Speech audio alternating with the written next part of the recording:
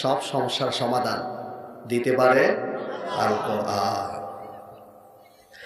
এজন্য আল্লাহর নবী বললেন, ক্বালা মান সাদাকা বিক ওয়া মান আমিলা বিহি উজরা ওয়া মান হাকামা বিহি আদালা ওয়া মান দাআ ইলাইহি উদিয়া ইলা সিরাতিন মুস্তাকিম। আল্লাহর নবী ১৫০০ বছর আগে বলে গেলেন, ও আমার উম্মতেরা শোনো, শুনে নাও, এই কোরআন দিয়া যারা কথা বলবে তার কথাই সত্য, এই কোরআন দিয়ে যারা আমল করবে তার আমলের প্রতিদান আল্লাহ তাআলা পরজগতে দিয়ে দিবেন। এই কিতাব দিয়ে যারা বিচার ফায়সালা করবে, জাস্টিস পরিচালনা করবে, তার বিচার ফায়সালাই সত্য। আর এই কিতাব দিয়ে যারা দাওয়াত দিবে, যেই দাওয়াতের সূচনা হবে আল্লাহর এই জমিনে, শেষ হবে গিয়ে আল্লাহর জান্নাতে।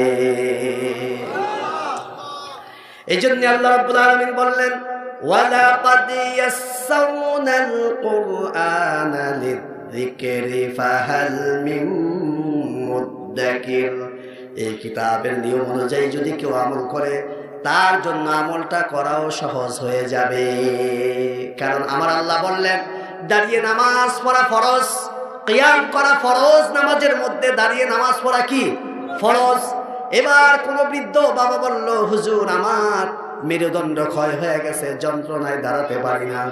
আমি বললাম, মুরব্বী আল্লাহর কাছে বলেন, আল্লাহ আপনার তো নামাজ পড়া আপনি বিধান করেছেন ফরজ, কিন্তু আমি তো ব্যথার যন্ত্রণায় দাঁড়াতে পারি না। আমার আল্লাহর কাছে যখন মুরব্বী কথাটা বলল, আমার আল্লাহ ১৫০০ বছর আগে এই অসুস্থ রোগীর ব্যাপারে বলে দিলেন, লা ইউকাল্লিফুল্লাহু নাফসান ইল্লা উসআহা। ও নবী, দুনিয়ার সব মানুষদেরকে বলে দেন, এমন কোন বিধান আমি আমার বান্দার উপরে চাপিয়ে দেই না যেই বিধান পালন করতে বান্দার জন্য কষ্ট হয়ে যায়। বান্দা দাঁড়িয়ে পড়তে পারে না, বান্দা বসে পড়লেও কবুল করে নিবে কে? আল্লাহর বিধান সহজ না কঠিন?